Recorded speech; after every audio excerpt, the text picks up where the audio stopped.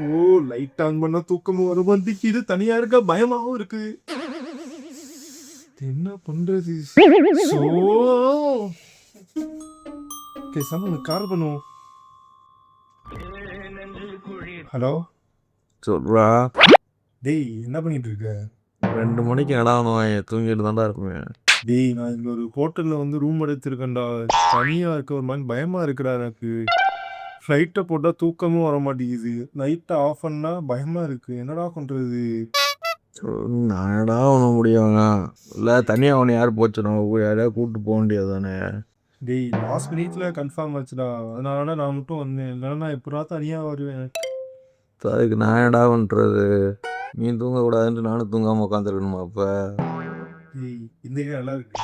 ஒழுங்கு வழியாக மூட்டு ஃபோனை வச்சு செம கடுப்பாயிருவேன். காலைல 6 மணி டியூட்டிக்கு போகணும். உன்னை தூக்கம் இல்லைங்கிறா என்னை எஸ்எம்எஸ்ல கிளப்பக்கூடாது. மூட்டு ஃபோனை வைடா. டேய் டேய் டேய் டேய். ஐயோ, இவனும் போன வச்சுட்டானே, என்ன பண்றது? பேசாம அடுத்து பிரத்திக்கு கால் பண்ணுவோமா?